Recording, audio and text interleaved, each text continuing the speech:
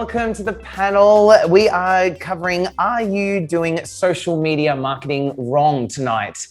So I'll start with introductions. My name is Christopher Melotti from Melotti Media Copywriting and Message Marketing Bureau, and we write words that make a big marketing impact. Pastor Kristen. Thank you, Chris. My name is Kristen Hancock. I'm from Font & Swatch Branding and Design Studio, and we create profound brands for our customers that are unique, relevant, and trusted. Hi, everyone. I'm Ariel Peters. I run Two Giraffes. We're a full-service creative video agency. So we do everything from video podcasts to TVCs, to animations and photography. Finally, I'm Mike Sandys from Oddball Marketing. We're a results-driven marketing, full-service marketing agency. Fantastic. So without further ado, we're going to go through what you should expect. So we're going to discuss the main pitfalls of social media marketing. We're going to learn about what contributes to social media marketing success, and of course, 8 practical and proven techniques that we use ourselves to get social media and results. For our clients. Of course, for our clients too. And so, okay, so where has this topic come from? So there's a challenge in social media today. And so we're going to set the scene first and foremost. Yeah. Years ago, and we hear this from clients as well as ourselves as Caesars marketers, is that the digital marketing space has changed. And so has social media. I've spoken to clients where they said years ago, you posted one post and it would just take off. And now there's a lot of noise and there's a lot of complexities out there. And that's why we're putting this topic on today, because being in marketing and marketing services, we see a lot of this come up. So yes, let's start by setting the scene with Look, digital complexity. I mean, look, I think, Mike, you probably see the stats as well. There's statistics out there that say that about a third of your marketing spend in digital media at the moment is being wasted. Mm-hmm. So that's a lot of money going into digital media that people are not getting a return from. Yep. So I think there's a lot of pain points out there. We're seeing generally there's a lot of noise. So where it used to be that you could be a unique individual by just being on social media and posting, those days are well and truly gone. Now you've actually got to capture people's attention. You've got to construct it well, and you've really got to show that there's something about your business that will interest people, because everybody watches people scroll up. Yeah. I mean, Scroll. That's a big factor, isn't it, really, when you think about what's going on in terms of social media and how that's evolving. You know, you've got more competition as such when you think about the amount of people on there and the amount of people trying to grab everyone's attention. And so that's a huge challenge now. You've also got people we're sort of all maturing in terms of the way we use social media. Yeah. And we've kind of gone through that wave of it was all confronting. It was all happening. It was a great thing, you know, early on in terms of excitement around, hey, being able to connect with so many people. But then you sort of feel like that starts to take over your lives. And so now we're getting a bit more discerning, not to mention multiple platforms to sort of work with. Yeah. And so it's not a case now where you can just say, oh, I just need to be on social media and I should just get on there and do some posts and that's it. No, those days are long gone. It's far more complicated now. Yeah. And they're saying there's people are seeing almost 5,000 to 10,000 ads a day. A lot of it subliminally, but just through driving, phones, all the different things you're doing, you're actually seeing so many ads. So it's important that if you're going to be putting it up there, you're cutting through the noise. Yeah. And social media is still important. So we still want to say that it's very, very important. It's one facet, and it's a very important facet of your digital marketing, but it has to be treated as a different beast today because it is a different environment. Yes. Yeah. And if you're going to invest time doing it and spend money doing it, you've now got to do it right. You've really got to be invested in it, because if you don't do it right, you're going to be in that third of marketing spend where you just spend a lot of time and energy and you get zero results for it. And then you look at it and you go, well, why am I bothering? Yeah. And then you switch off. But so it is a really competitive market. And I think you've got to do a lot of actions within your social media to make it work for you. But that's what we're going to talk about today. That's what we're talking about. So, you know, it's easy to pick out lots of things that people do wrong, and we'll cover a number of those as we go through it. But we're really here today to talk to you about, well, what are some of the things that you need to get right to make it work? Ready to start? Let's do it. Let's get to, people love the house, right? We set the scene, but people love the house. We have an hour. We've got to get through them all. So we're going to make this nice and snappy. So the first tip you'll see on the slides there is, do you have a social media marketing plan? Now, I know I do a lot of strategy for my clients, and I'm sure we all do. All four of us do a lot of marketing strategy for our clients. And I think the first pitfall is jumping in and having no idea. Now, it's more than just that. It's more than that. It's more like, oh, we can wing our way. It's also when you don't have a plan, you don't know what's working. You don't know if you're achieving it. So let's throw in, like, how do we start this planning process? What's the importance of having a plan? Why should people have it? Yeah. Well, I mean, just in general, I mean, there's a reason that we put so much weight in branding guidelines and tone of voice and whatnot. And for some reason, people seem to think, oh, social media, I'll just post what I feel like here and post this and do that, where really it needs to all speak to the brand, like anything you're putting out to market. So having an actual brand strategy, having a strategy around your social media is so essential, so that it's all one tone of voice and you're creating the message that you want your brand to represent and be seen out in the world. Yeah, look, I think it's like anything in business. Yes, exactly. It is. You wouldn't, you don't get to decide what you're going to do next year without doing a budget. You don't get to go to the board and say, we want to launch a new service or a new product and not give them a 3-year plan on it. Your content strategy now, your social and digital media strategy now, just has to have a plan. It doesn't have to be, deep right down to the nth degree, but you need to have thought, okay, who do I actually want to talk to? Yep. For Audience. start? Yep. Audience. What do I want to get out of this? Yes. Okay. And then also you've got to study, what are my competition doing? So what's working for them? Who's actually really successful in your market at the moment? Yeah. And understand why try and do a little bit of research around why they're successful. What is it that they're talking about? So what's connecting with that audience? Yeah. So why are people engaged with it? Because normally there's something in their story somebody's connecting with. Yeah. And you talked about how all this paid media is going to waste. A lot of times when you don't take the time to research your audience and see where they're living and what platforms they're on, you're paying for all this media that could be not where you're connecting with your audience. And that's why you're not getting anything out of it. So taking the time to actually create that strategy, have an eco structure around it, know that we're releasing this product in a few months. So let's have a buildup of our knowledge around this part of the industry. Or one of our pain points is they don't know that we're really eco-friendly, and we want to start devising that in all the messaging we're doing. That's all stuff that social media can do. But if you have to plan it out like a story. Yeah, exactly. Because if you, as you just said, there's lots of different messages you might be wanting to get across. But if you don't actually consider how you're going to talk about that, or how you're going to present it from your own brand perspective, you could end up confusing your customer base and your audience that you're trying to talk to. You just get it completely wrong. And then you've just wasted time. So, and the plan is, because, okay, so there's two types of people that are going to be watching this, right? So there's the brands that are already doing social media. We recommend, and I would particularly recommend, is go back and look at your plan, right? When's the last time you had a look at it? Is it aligned with your current business goals? Does it say what is successful and what's not successful? And for the people who haven't done a plan, this is the time to do it, because you're going to get people that go, well, duh, of course, but how many brands actually do it? Yeah. How many or brands keep up with it? Yeah. They might have done it ages ago, but it's just kind of. And it's not warm and fuzzy. It's not like, oh, they're at the rules. It's like, because the problem is social media is so expansive. There's so many things to hit. There's so many worlds to be in, that if your brand doesn't define what success means, then that's the problem. So that's a big one too, isn't it? Where you can easily get caught up then talking about the wrong things, going with the wrong messages, because you look at what's going on with everyone else in their social media feeds and their activities, and you kind of get a bit jealous of some of the results that they're getting and the engagement that's going on. And you think, well, how do I get those sorts of numbers? And then it starts to sort of, you go on tangents, you start to deviate away from what you should be doing, because you get caught up in that whole sort of cycle of what's, the vanity metrics and stuff that are going on. And so really having that plan, that guide, kind of helps you to kind of go, well, we can push the boundaries on things, but we really have to come back to why we're doing it in the first place, and how we want to be engaging with our audience. Perfect. Okay. So point of the matter, get your marketing plan across your socials. And just so you can action that, you can Google that, and you'll find so many amazing templates on how to set up a social media marketing plan. But Doesn't have to it be should, complex. it should basically have goals and objectives in it. Should have who's your audience going to be, How frequent? how frequently you're going to post, what Where you're platforms you're going to post, What does success on, look like? what does success look No, like. it's true. Because otherwise Exactly. you go, what are we doing? How Yeah. And what did I say? What your story is? So No. what it is you're going to post. What did I forget? And what's your budget? Yeah. Cool. You know? Speaking of budget, right. So this is a big one.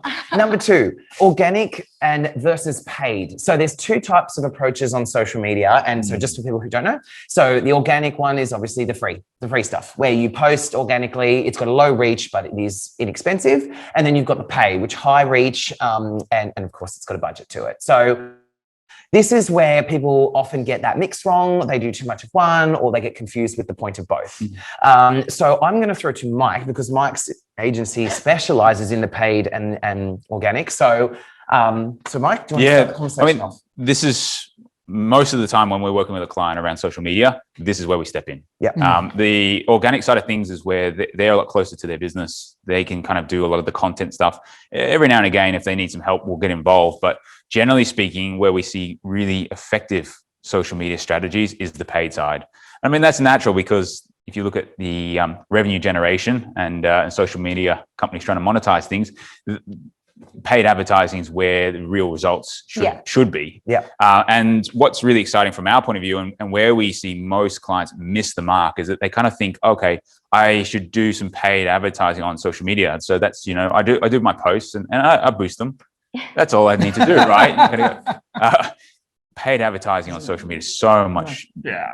It's like a campaign. It's like a marketing campaign. campaign. Yeah. It's not like let's just put a little bit of money into it. It's a campaign. Absolutely. Like anything else, right? Well, it's a campaign unlike any other, though, in terms of a platform to work with. And it's really a dream state for any marketer because it's not just about, if you look at, say, Google and, yellow pages of old and those sorts of things where people are proactively searching and looking for stuff. The real gold mine for marketers is where you know who your customer is and you just need to get in front of them so they're aware of you. And that's where social media is so powerful because it has so much information about an individual, who they are. It's quite scary, isn't it? It can be, absolutely. Yeah. It can be. But at the same time, actually, for individuals, it's good in the sense that you're getting advertising that's actually relevant to you. Relevant to you, yeah. And that's where the exciting element of things is because I get relevant ads being shown to me. But then from a marketing point of view, it means that our ad spend that we're doing for clients is it's a fraction of what it would have been, 5-10 years ago. Yeah. Because we're only talking to those people who would absolutely be the ideal customer for them. And if you look at, say, Facebook, for instance, what a lot of people don't realize is the different styles or the different types of options you have to target people. So you can look at it based on just simple things like, demographic information. You can talk about interests and stuff. But then you can actually utilize social media much more within your sort of marketing funnel where people who visited your website go back onto Facebook. You can retarget them. You can target existing customers going again back through Facebook. So it allows you to keep your communications going like ongoing, not just, I just want to put an ad in front of someone. And clients need those multiple touch points. Seven, I believe. Yeah. 7. Absolutely. And then I think of it in the most simple terms when I'm looking at paid and organic. I basically say, if you're thinking about the customers that are already engaged with your brand and understand your brand, they tend to be your followers. So that's what you're doing with organic, where you're continuing to reinforce to them why it is they should use you and why they get such a great engagement and a euphoric experience by using your product or services. Paid brings you the new customer. So paid is out there saying, actually, I've got these potential customers that are aware of me and potentially using me, and I'm doing a great job organically. But these are the ones that I want to grow my business, and these are the new ones. Well, and that can help them actually engage with your organic content and go to your page. Absolutely. So when we do video for our clients, we usually, mostly if we're doing a large video campaign for brand awareness or for a new product promotional, we always recommend paid because, like you said, they know what audience they're after and they might not know about their page. So if they just plop that video, it could be the best video in the whole entire world. It could be amazing. But if they only have 100 followers It's just their 100 followers seeing it. And really they might, ecstatic 100 followers. Yeah. It's So, not growing the business. and not everyone's like, oh, I want Yeah. to see what the business is up to today. Yeah. However, if you do paid behind the video and you're putting the direct audience, they see that when they're scrolling and go, oh, wow, that product's exactly what my company needs. Then they either go to a landing page, that amazing company like yours would make, or they can even click back to the actual social media page. And that's where organic is good to see. They go, oh, they're active. They have this, they have that. Yeah. And it builds that reputation that you have that community going on. But to get them there, you need to do paid. Yeah, and like I'm a big fan of organic, just to balance it out a little bit. And I definitely see the place in paid. And for me, I like to show that I'm quite active across a lot of platforms. And so for me, definitely, if you're interested in doing organic, there definitely has a place, like Kristen said. And it's really like showing your activity and showing that you've got a following there and all that, but also doing paid to balance it out to get new leads. Yeah. So we all. Yeah. Good with this one? Yeah. Okay, so let's do the next one. Have you planned and created your content? Now, we touched on a little bit of this in number one, but we put this one in specifically simply because this is where another pitfall happens for a lot of clients. And Ariel touched on it a little bit where she said, oh, look, if there's an event coming up and then, you have to plan ahead to do these things. The amount of clients I've worked with that they go, oh my gosh, it's Mother's Day the day before. And they go, oh, throw out a campaign. And then by then it's too late. So it's kind of like identifying what you want to say and maybe sometimes putting a calendar in and looking at what kind of pieces that you want to put together and what kind of messages and reiterate. So let's jump into this one, planning and creating your content. Who wants to start? Ariel, do you want to start? I'll throw you in. Well, from a video perspective, a lot of times people don't understand how much time a video takes to create. If you're doing a live production and you have a product coming out, if we need to get even child actors, it takes 2 weeks for even the permit to go through. It can take a few weeks to get the script all finalized with the team. And then you need time to get it through editing and whatnot. Same with animation. So when you actually properly plan, and it can be expensive. So if you properly plan, that means when someone's going out to get that content, or an amazing content writer is coming out to write all your all your content, you can say, oh, we actually need these other things too. Let's all get it at the same time. And you can actually be properly prepared for Mother's Day, for this launch, for the long weekend, if your products has something to do with more holiday or travel or whatnot. It really helps you, again, stick to that brand identity. Yeah. Because the moment you do things last minute, it's never going to be that kind of living and breathing your brand, which is what your content. And this is the big pitfall. That's why we're bringing it up. Yeah. I mean, Huge the big mistake we see there is the time commitments from a social media point of view, like the amount of time you can spend in social media doing stuff. By planning out your content and getting it prepared, it's a fraction of the time it would take you. So sort of going in there constantly thinking about, okay, what am I going to post today? What am I thinking about this date? It's too hard. And then trying to work out your topics and stuff, and the themes and stuff. Constantly having to keep coming up with that on the fly is very consuming. And when you said the calendar, I mean, we even do this personally, and I don't know if your company does as well, but we have a bit of a formula where, we go from doing a behind the scenes shot to a clip of one of the videos we've done to one that's more about our culture and what we've done, and then a testimonial. But then we have moments where we know we're filming and we have those in the calendar and we say, right, let's be ready to discuss this on the day. So for you, that would be your product launch or your services or anything that's big that's happening in your company, an event. But everything else can be pretty formulaic, but it's still new and it's still fresh to your clients. But for you, it's taking out some of that stress, and you can pre-plan it and you can have it all ready to go. Well, the problem is I think, the problem I think with this issue is we underestimate the intuitive nature of our customers. Right. So they look, as a business, we go, oh, we're just pumping out content, right? But they look at your brand holistically and they look at all your touch points and they often will go, wow, this brand is like all over so the place. Confusing, right? And people just don't have the patience for it. Like think about how many options they have every day. So when you plan ahead, I think you nailed it, Chris. Yeah. If you do that, if you just pump out content, they see Confusing. that you're just pumping out content. Yeah. Right? There's no thought to it. It's not joined up. There isn't pieces to the puzzle. The story's not consistent. the brand identity usually lacks. And it just appears that they haven't invested their own amount of time. They've actually made the error of investing more time. Because when you try and do these things piecemeal, it takes you a lot more time than just sitting down, planning it out, saying, right, we're going to do, and look, we would recommend you're doing at least 2 months out so that you're bringing together all aspects of the story. Okay. I can see that there are a few questions coming in. We will get to them. So we'll cover the pitfalls and then we'll do that. Is everyone happy with planning ahead? This one is a very easy pitfall. I know it's a no-brainer, but like it's a very common pitfall. So make sure you are planning ahead. The next one, which is related, is number 4, is your content engaging? Now, Kristen mentioned earlier on in this piece where you said, look, you know, it's not just about being there, it's about being seen and being seen as interesting. And that's another huge pitfall that brands are making. It's like, oh no, people will just love this. And it's like, this is another very common, very easy to make pitfall. Well, because they look at it from their perspective. We know this is great. We love this product. What would we they'll like get to it. hear? They'll totally get it. Yeah, and they don't actually look at it from their audience's perspective of what would engage our audience. What are their pain points? What excites them to see and hear and watch? So and I suppose we've got to put a financial spin on this as well. At the end of the day, it's not just about creating an amazing experience. You've got to ask yourself, well, why? Why should I create an amazing experience?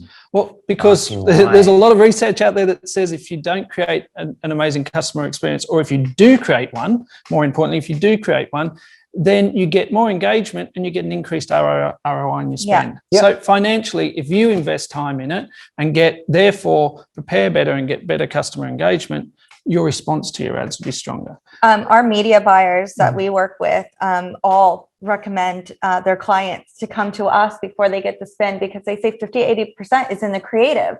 So they could put all the money behind it in the world. But if it's not good creative and it's not telling the story that needs to be told and it's not getting cut through, then it's wasted money. So that creative should be one of the most priority things within the content you're creating.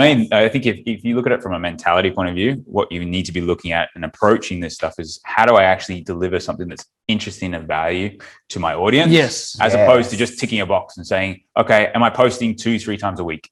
I did a post Monday, did a post Wednesday, did a post Friday. Cool. And tick, done. This week, on to next week. Good on and it's like one of the most innovative ideas I came up with recently that we tried and was really successful was, we thought about our audience and thought, what do they want to know from us? And a lot of it was questions. Like, they wanted to know how content works, right? So what we did was we put a question at the start of the day on a Wednesday, and then we put the answer based on a stat at the end of the day. So we said, like, what's the most common type of post? What's the common kind of word that gets the most engagement? And so everyone would put in their comments about, oh, I think it's this, I think it's that. And then we'd get HubSpot stat and show it at the end of the day. And so this like pincer of social media from morning and at night worked extremely well. And that's not just ticking the box. It's thinking, what do my followers want to know? How can I as a business stand out in an engaging way? And so that is the most important part. So think, and we talked about customers, to engage your audience, think about what they care about. Why would they follow you over their thousands of other pieces of information out there?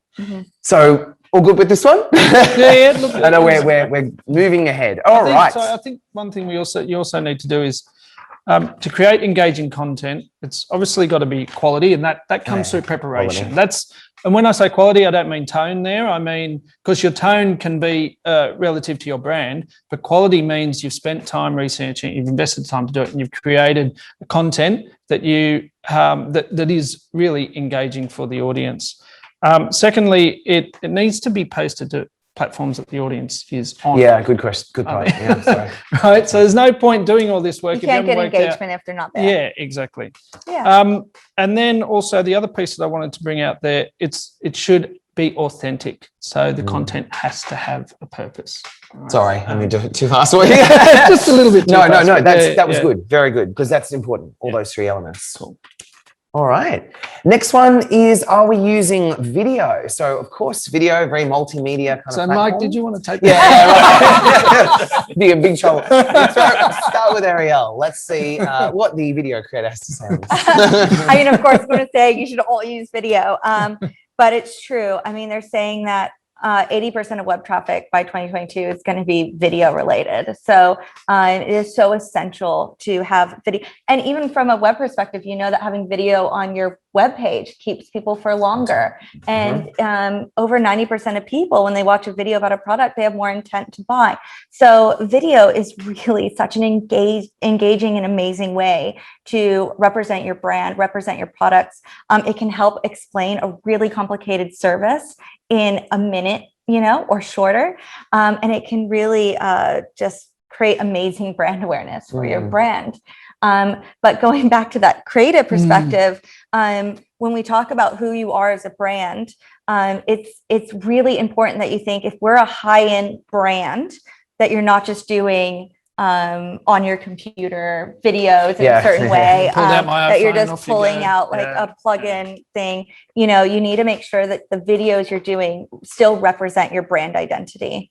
Yeah, I think that's good. And like, I'm a big fan of videos as well, writing scripts. But it's also like with your video, it's also about having a good caption that introduces your video. I don't know if you guys have found this, but I found that some people, when the buffering time, they'll go, they'll have a glance at the caption and go, oh yeah, this is worth watching.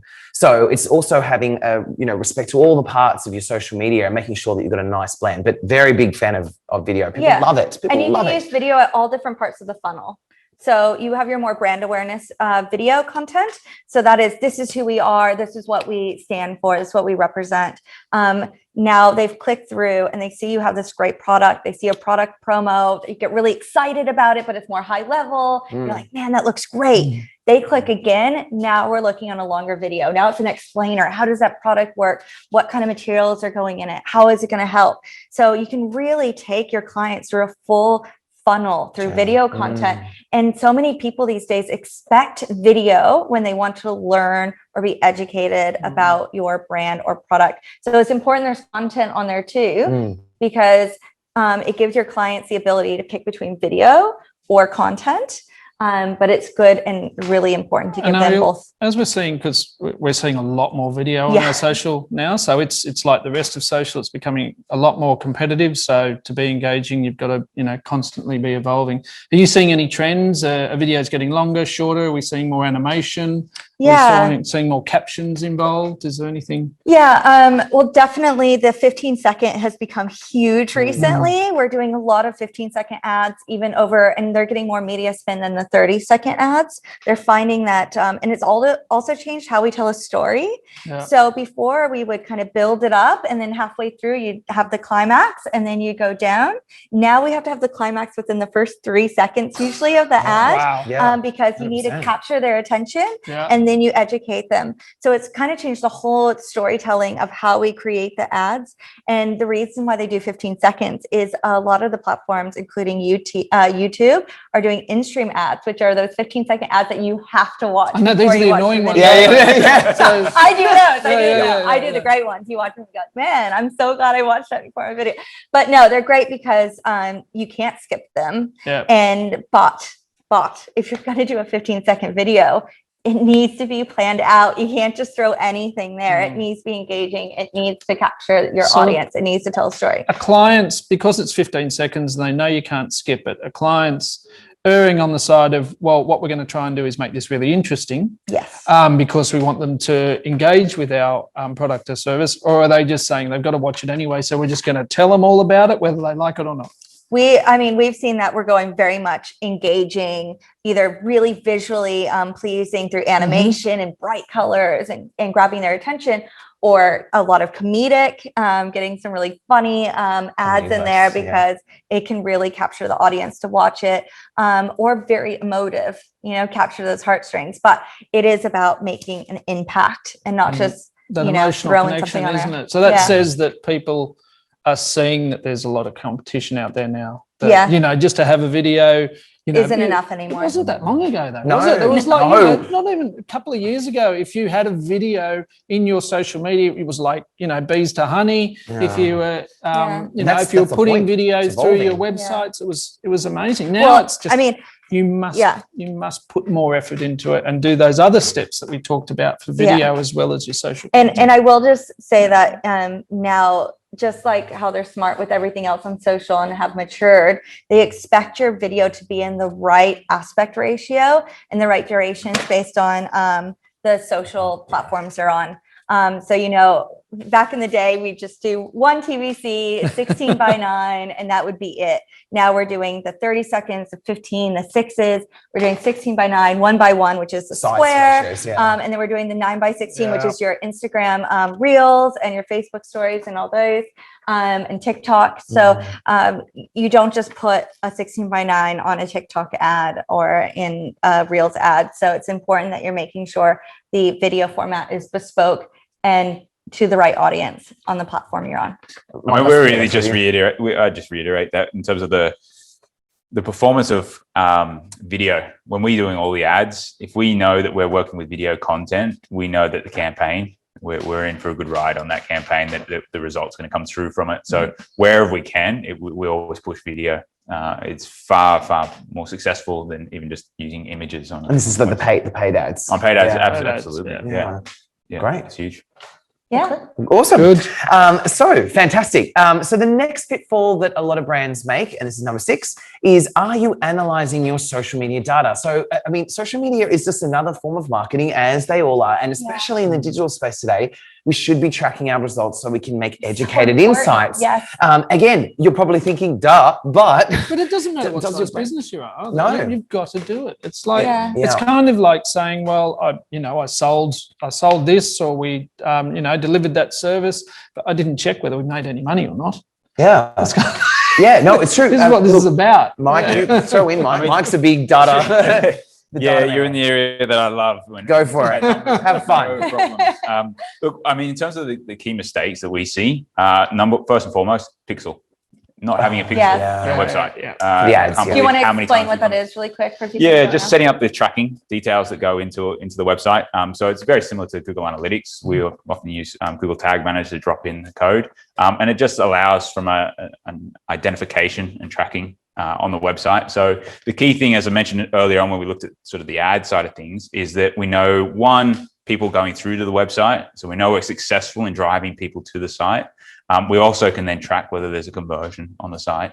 But then also when they go back to Facebook, we can then do that whole retargeting side of things. The best, because, and it's so funny because not many customers know about that. And they're just like, oh, I was thinking about that, and it's perfect because they've already been on the website. They've already had some interest, but they were maybe had to jump out of, whatever at that moment, didn't get a chance. And now they're seeing it again on the Facebook. You just have such a better chance. Change my business, right? Like everyone sees my orange color everywhere, right?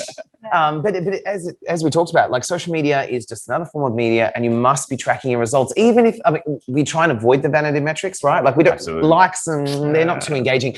But like, I know for my team, we look at especially like comments. I like to look at comments because it shows engagements, shares, all those things, like those all those metrics, but also deeper as well. Yeah, absolutely. Yeah, what stats do you normally look at? Well, I mean, that's fine from the actual platform and seeing what's going on there, and then it's then tracking that as we actually get people to take action. So we know that they've engaged with the brand, yet they're engaging with the posts and stuff, and so that's great. And you're building that kind of community aspect, which works really well. It depends on what we're tracking, whether we're tracking the posts and the engagement on the community, or whether we're looking at the ad campaign that we're running to actually drive a specific call to action. So if we're doing that, then we're actually tracking them as they then either, one, are staying within Facebook and converting, or whether we're tracking them through to the website, seeing how they engage on the website, but ultimately trying to get them to take action there. Yeah. So when we do a paid media campaign for video content, if it's a brand awareness video, it's actually the watch through. Did they watch the whole video? Because for brand awareness, we're trying to make awareness of the brand. So it's not a direct action. But when we're creating a product or service promotional, then the success is, did they click on go to the landing page or whatever the action is we gave them? And that's how we measure success. Based on which one. The big thing there, and that's the key, is you're testing multiple different types of ads and creative that you're working with, and then being able to see what's working for you, and then allows us to refine the strategy or to work stronger with a certain campaign because it's getting all certain ads that are getting the better results. Because it's unusual for you to sort of go and run a single ad with a single bit of creative and nail it first time. Done. You might think you are nailing it when you do it that way, but I can guarantee if you run 2 or 3 other ones at the same time just to test it, I guarantee the one that you think is going to be the best is not the one that actually ends up being the best. And that's what we find. It's iterative, isn't it? You get it. The key is to look at the data, look at lots of different types of data that you can review, and then it's an iterative process. But also different KPIs and different data is different for each business, isn't it? Yeah, so absolutely. Sometimes it can be just a click. Sometimes it's, it's actually a conversion through to a sale, put it into the shopping basket, press complete. But, if it's a service, it might be, we drove them from the Facebook into our website and then viewed our brand awareness video, and they looked through the whole thing, and then they went back round to Facebook, and that's, and then they've come back after we've retargeted them again. So that could be a series, 5, 6 metrics where we've tracked somebody all the way through. Exactly. I mean, we see that in our business a bit. We know that Chris sees a lot of that in his business, where people say, "Oh, I've been checking out on Facebook or LinkedIn," and being aware of all the stuff you're doing, and that's not necessarily, they're not contacting you straight away. No, that can be weeks, months, 7 touch points. Yeah, and that's like, so the way I use my social media is exactly that way. I'm not sitting there going, Facebook is going to get me leads. For me, I look at it and go, Facebook is one piece in the puzzle, right? Yeah. And so I look at it and I go, LinkedIn is my major deliverer of leads. I get at least a lead a day from LinkedIn, right? But I know that it's not just coming from LinkedIn. I know that they're seeing me do other posts on social media. They're seeing my website. They're moving around. And so that's the point, is that it doesn't, when you're doing advertising campaigns, you've got more specific. My approach is more omni-channel, where we've got like an ecosystem of leads, and that's. And look, we've talked about it on our 4Marketers webinars before around the necessity to have an omni-channel approach. Yeah, you've got to understand, as we said earlier, where is your audience? What platforms are they on? Don't throw all your eggs into one basket. So don't put it all in paid or all in organic, and don't throw it all into just one platform. Unless you are a unicorn and found that your audience is only on that platform. No, it's important to be on all of them. But I think mostly if you have a smaller budget, or if you're, and then at least you're putting paid from A and B testing, and you're seeing, I mean, even right now we have a LinkedIn campaign, a Facebook campaign, and PPC, and we're doing quite a few different platforms. And we're seeing where are the stronger leads coming from, where are we getting more engagement, and we've decided to push more of our money into the different ones. And that's why analyzing your data is so important, because it will actually help you save costs. Well, we often see from a campaign point of view, when you first launch the campaign is actually not where it's the most successful. It's as you refine it over the coming days and weeks, that it really then starts to get really good traction and gets good results. And that's probably the other thing in terms of looking at, once you're tracking the numbers and you know that it's actually working for you, whether to stick with it and to keep going, or whether you kind of go, hang on, we'll put in on that one and let's go with a different campaign. That's actually really good. I don't know if this really goes in the data and analytics, but it is important if you're doing content that you're refreshing your content at least every 8 to 10 weeks, because you can have content fatigue if you're just pushing the same thing over and over and over again. So it's so important to refine it, and so important to have a good campaign and to build that awareness. But then you need to move on and have something. And that comes back to that planning. Right. So they're all pitfalls. They're easy to make. Wonderful. So another huge pitfall is handling social media comments. Now, I know this is more of a organic side of thing, but it's called social media for a reason, because it's social. And there's always those comments, and there's always those the ways that people interact. And so, I mean, I can probably start with this one I take my team work on our social media, and we are very active in the way we comment. Now, look, there's always going to be trolls. You're always going to get them, right? Who cares about them? But I find that, first of all, it is a social platform, and people get chuffed when they see your brand reply. Like they might say, "Hey, love this initiative," or something, and you go, "Thank you so much." Now, like they'll go, "Oh my God," right? But it's not just that. It's like a lot of the time I get some content inspiration from the comments that they leave. Like someone will say, Chris, what do you think about the AI influence on this? And I'll go, that's a great topic. Let's talk about that. And because it's obviously what people are wanting to know. And they're my customers or potential customers there. So I find that leaving, you're going to get thousands of comments sometimes. And sometimes you can't get to them all within reason. But I find that, Did you hear that? right? Did you all hear that? Yeah. We're going to let that go. Yeah. Oh, yeah. My posts regularly get Look, I've got a team, right? Like, it's not just me there. Like, but at the same time, it's very important to make sure that you're not leaving people completely high and dry. Yeah, if you're going to spend the money and the time to create a campaign, make sure you have the time and the money if you have to hire someone or whatnot for that additional hours. To actually engage with that campaign. Yeah. Anyone else want to? Sorry, that's the whole point of social media, right? Yeah. It's that connection, Yes. being able to communicate and It's have that engagement. two-way conversation that you just don't get with any other platform. Look, as we said earlier, with so much noise going on, and the challenge you have just getting their attention in the first place, don't then leave them high and dry when they've actually bothered to that's a good engage with point. you. Yeah. You've done all the hard work. You've done all the hard work, and then And just they leave finally it there. and then you go, oh, sorry. The key one is really when you think about it from a reputation management, Yeah. which is not dissimilar to any other sort of review PR. kind of PR sort of form of marketing that we do. It's important to comment and to have that engagement, and also just to be real and someone that they can kind of communicate with, but also take it very serious.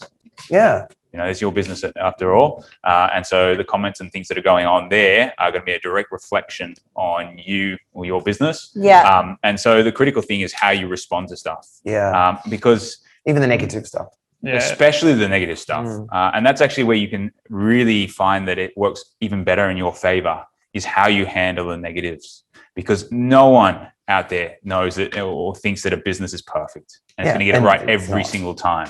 What they want to know is, what are you going to do when you get it wrong? Yeah. Are you going to support me and do everything you need to make sure that I'm happy at the end of the day? So if you do that, then I'll be very confident in using your service. And social media and any review platforms and stuff are a great opportunity where you go, you know what, we got it wrong. Yeah. We're human. Here's what it we're happens. doing. But you know what? We are going to make it right. Yeah. And if you can do that, then you'll get a huge amount of kudos. Yeah.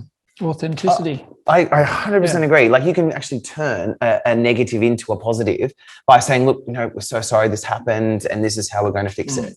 And likewise, the good comments, like I said, they inspire you, they motivate your team, they show that you're speaking to the right people, and it's a great thing. And it is social media.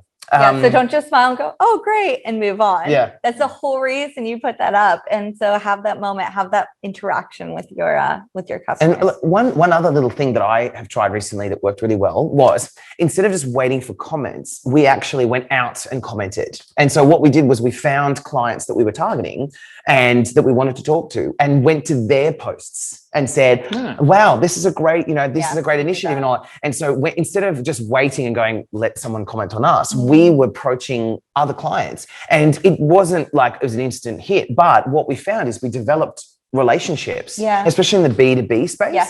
We found that we got hired a few times just because we built those relationships on the social media, because we went out and chased them instead. Would it be a little creepy if it was B2C?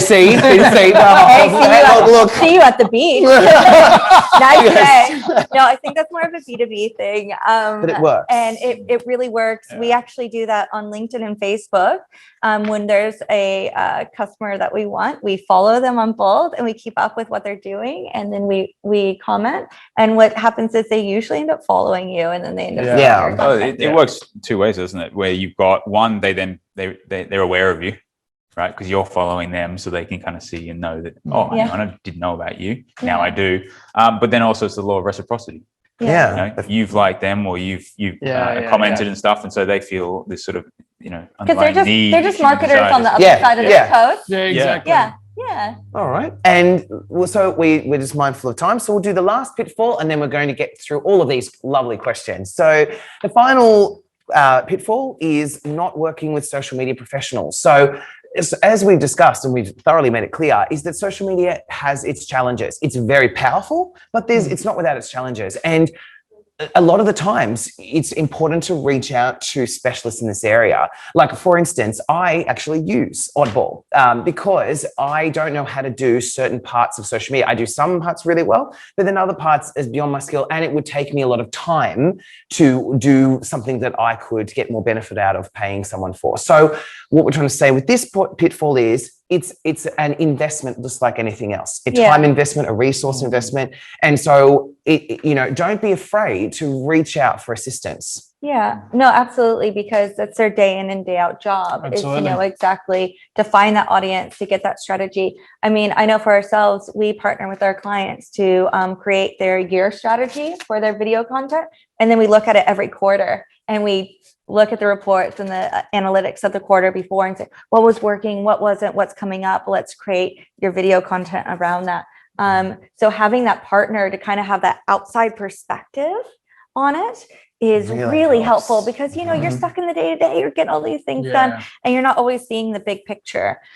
But that being said, you've got an in-house, expert who knows social media very well, and that's one of the things that's helping you drive really good results in the campaigns you guys are running. And so it's not just in terms of working with a professional. I suppose it's working with an expert. You can bring someone in-house as well. It's you get an agency or get someone and contract out, or get someone and bring them in-house. Someone who knows the platforms, because they are, it's easy to get started to do stuff, but when you really want to unlock what's possible within the platforms, you really need to know them intricately. In our team, we've got Hannah, and she's just amazing, and she just knows all the little sort of fine-tuning things you can do and the capabilities within it. That really, all it takes is a couple of little things that can change your campaign from being a mediocre or even a failure to suddenly being very successful. Now, the one thing, obviously, we do have marketing strategy in-house, but even that, I think it's important to know that when you hire a marketing person, they can't just be a unicorn. Marketing's huge. Actually, there's so many different facets. We're all sitting here in marketing in all completely different marketing fields. And that's what we do day in and day out. So it's amazing to bring a marketing person in-house, but they're still going to require to utilize outsourced resources to do some of those roles, but they're managing it and handling it. But it's important to know that you can't just expect to hire one marketing person and they're going to know exactly how to do video, brand, SEO, SEM, content. That's just something to be mindful of. Is obviously when you go to an agency or multiple agencies, you're getting that breadth of services, where internal, they get to manage and streamline those for you and handle some of it. Australian accent. Where did that come from? Where did that come from? I've been here 10 years. It happens every once in a while. Anything? Look, I just reiterate. I think we've talked a lot about the challenges of why your social media doesn't work. All of those can be answered through getting some professional support, and you're all running. People are running their own businesses, or they're marketing professionals within a business. Basically, you're focused 100% of your day doing what you do to make your business go forward. Getting a marketing professional in to assist you, like the people in this room, they are running 100% of their days promoting businesses and doing this. So doing things for they are going to be able to add value. Now, whether it's us or whether it's another professional, it doesn't matter. They're going to be able to add value to your business, and it's key. It's really challenging now to be successful on social media and digital media. So you really do need some help. You can't do everything yourself. I see so many questions. All right. Let's answer some questions. All right. So I saw one that I can answer straight away. Let's because we've got a lot of questions here. Thank you. So they're the 8 pitfalls. So the first one I saw was the software. What software we all use. I use one called Hero Post. And so the reason why I chose Hero Post, it's the same as like Hootsuite and all these kind of things. So Hero Post to me, it's exactly the same. And they were doing a deal that was like $69 for life. And so I thought, let's give it a go. Available. No, but in saying that, it posts across all the platforms, and it brings us back to, remember how we said calendar and scheduling in? This is what these kind of softwares specialize in, is because you can say, right, here's the tile. You can so my team prepare it. I write the caption. We can post it up, and then we don't even think about it. It posts it all. It spreads it out.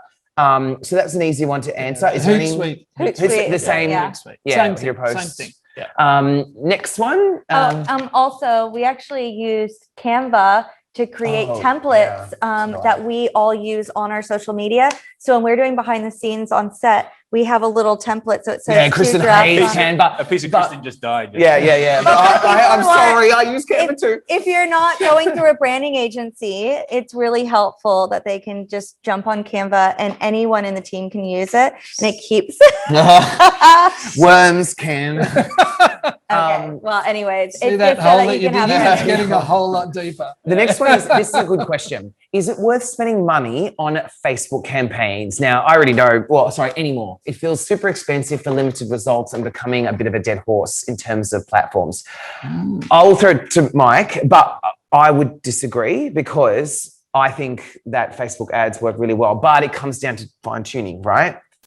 Yeah, we've got a long list of clients that would disagree with that in terms of the performance that we're tracking, particularly e-commerce sites. So you're getting great performance from Facebook. Oh, yeah. When you look at the dollar spend, we're talking What was it? six Case figures study you in did. sales, and it's like $2,000 in terms of marketing spend on Facebook. I know, it's just incredible. So $2,000 spend, yeah, six on ad- figures back. Yeah. Oh. So is it horses for courses? Or Well- is it still just a valuable platform no matter what? No, I mean, certainly some businesses and some products sell better than others. So it's not, just the be all end all platform for everyone. Absolutely not. Do we still see results? Yes, absolutely. The critical thing is around the targeting approach and the creative that you use to grab attention. If you can get those two elements right, that's where we tend to see the best results. And in isolation, do you always have Facebook with another platform? With the way we do things, because we're more holistic, we're always looking at, sort of omni-channel kind of approach. We're always looking at multiple approaches to marketing. Facebook, most businesses will have particularly search as sort of the lower funnel kind of approach earlier on. Facebook, we use more in terms of top of funnel because we can target people who are not proactively looking for solutions and stuff. They may not even realize that they've got an issue that they need to solve. So we're able to identify who they are and we can get ourselves in front of them and help them to be aware of solutions to problems that they may or may not have realized they had or may not have felt that painful at the time. But all of a sudden they become aware of a solution and realize, oh, hang on a second, actually that's pretty cool. So is that why I keep getting those dentures? I'm not saying anything. Okay, so that was a great answer. Thank you. So I can only afford organic social media currently. What is the best way to reach specific audiences within my industry? Would email marketing be a better option for me? Okay, so as someone who does organic a lot, I would say if your budget is low, of course, go for the free social media and dip your toe in. It all comes down to the way to approach that is identify your audience. It really, if you've got little to no budget and you're trying to reach people organically, you've got to understand that it's not an overnight thing, right, at all. It's going to take time, especially now. You'll see how many brands now don't have thousands or millions of followers anymore. It just doesn't happen anymore. There's a lot of And whatever you do, don't go out and buy followers. No, do not buy followers. followers. Right. But that aside is if you're going to do it organically, like in the earlier slides we talked about today, is come up with a plan, identify your audience, think about what's going to appeal to them. And when we keep saying your audience, I know even we're a video production company, you could say everyone's my audience. Everyone, that doesn't matter. Think who is your main audience, who is your ideal person that you want to get to over the line, and just go for them. Because when you try to reach everyone, you end up getting a little bit of a nothing burger. The gold standard though, if from an email point, if you can get people onto a newsletter or an email database that you can kind of communicate with, that's the best. It is, yes, it is. But they tend to be in a list you've already got, so they're already people you're aware of, or you've had to do what you just said you're struggling to do, which is a paid email list, which they can be. Yeah. Okay, do you want to get this one? Yeah, this one's a good one. Sorry, did we cover it? No. Okay, cool. So if your paid ads is having too many negative comments, for example, the product or material is ugly, do you recommend taking it down? This is a really good question because I've seen a lot of paid ads and there's some horrible people out there, right? But I mean, would you, Mike, comment on that one? Because the reason is because you do a lot more paid ads. Yep. And you see, like I've seen ads where they'll go, there's someone going, this thing doesn't work, change my mind. right? Or they'll say something, and then there's all these people going, "Oh, this is stupid. This is dumb," right?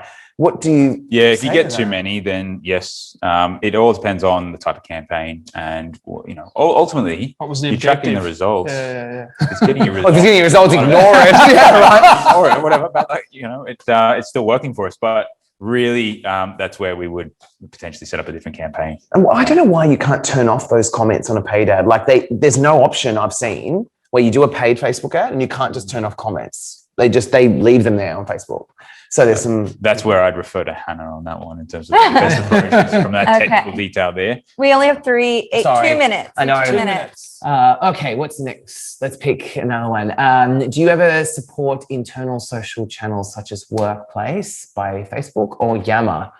I haven't had don't. experience No. with them. No. Have you done internal? Have you done No. internal? No.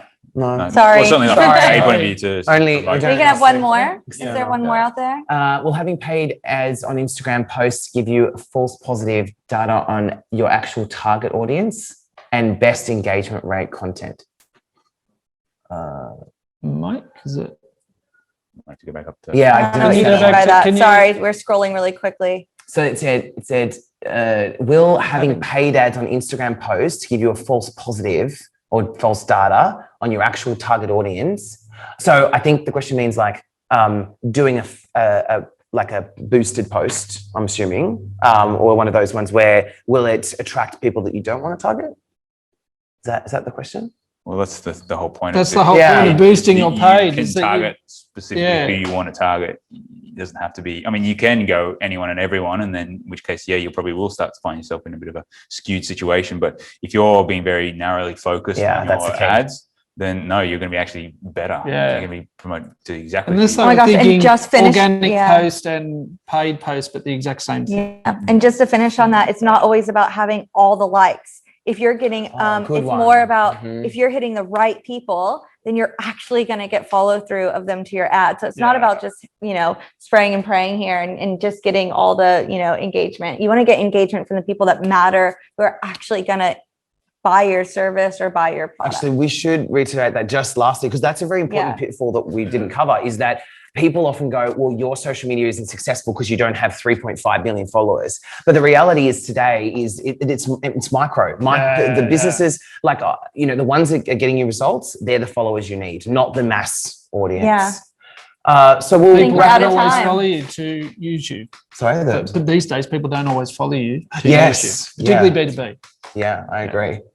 Well, thank you, everyone. I know we got through a lot of content there with 8 pitfalls and some questions. So thank you so much for joining us. We're the 4Marketers. So my name is Chris. I'm Kristen from Font and Swatch. Ariel from 2 Giraffes. And Mike from Oddball Marketing. And thank you for joining us, and jump on our podcast. We do regular podcasts. We do YouTube as well as our website. So we will see you there. Yeah. Thank And you very honestly, much. if you want to grab us on LinkedIn and send us a message, super happy to have a chat about any of this if we didn't answer your question. Thank you. Thanks, everyone. Thank Thank you for you. joining. See ya.